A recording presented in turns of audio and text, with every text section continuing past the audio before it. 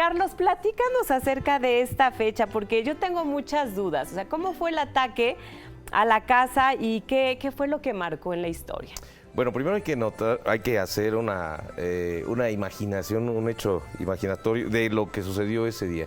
El 17 de noviembre, el gobernador del estado sabía que había una casa donde estaban acopiando armas para un movimiento revolucionario.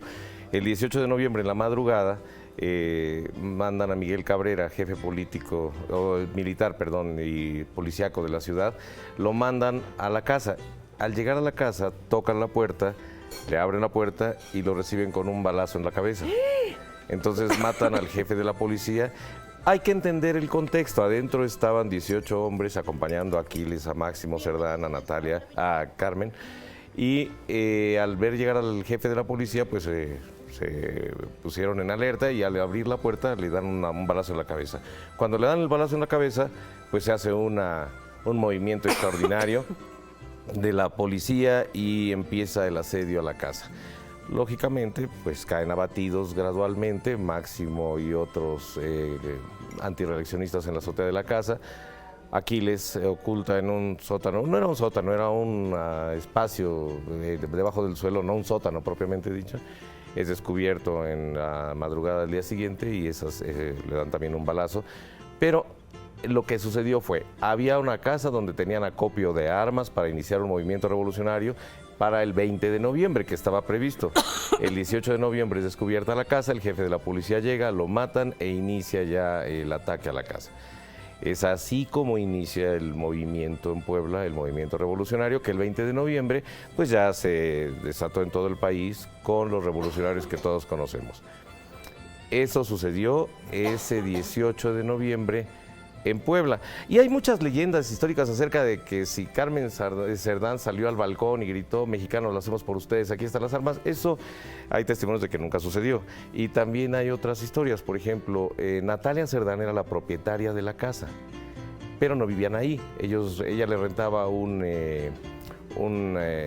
despacho a Aquiles Cerdán, y poco antes de que llegara la policía, como ellos ya habían recibido cateos, ella lo que hizo fue llevarse a sus propios hijos y a los hijos de sus hermanos a la casa de un primo que vivía ahí cerca. Eso es lo que hizo Natalia. Sí, Natalia. Y anteriormente había repartido información y pegado panfletos y todo, pero lo que hizo fue llevarse a los niños de la casa que era de ella, pero donde estaban acopiando armas, a la casa de uno de los primos. Esa fue su participación en la revolución.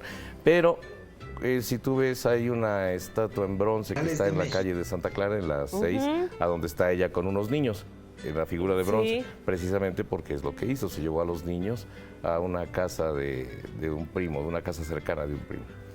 Eso hizo ella. Carmen Cerdán estuvo en la casa, era pues la mayor de los hermanos, la mayor era Natalia, luego seguía Carmen, luego Aquiles y Máximo. Era una mujer muy entusiasta, íntegra, una mujer que verdaderamente creía en lo que hacía. Apoyó con todo a sus hermanos y bueno, pues ella fue la que hizo todo para que salieran libres después de que las encarcelaron después de este hecho.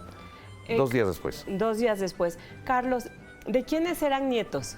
Esto es muy importante. Los hermanos Cerdán eran de una familia pudiente, porque eran nietos del gobernador Miguel Cástulo Alatriste, que bueno, también tiene una historia un poco interesante, bueno, bastante interesante, porque él fue el que exclaustró a los conventos de Puebla, siendo gobernador, y uno de los más importantes fue el convento de Santa Catarina de Siena. Para que te ubiques, está en la manzana donde estaban el Cine Reforma y el Variedades.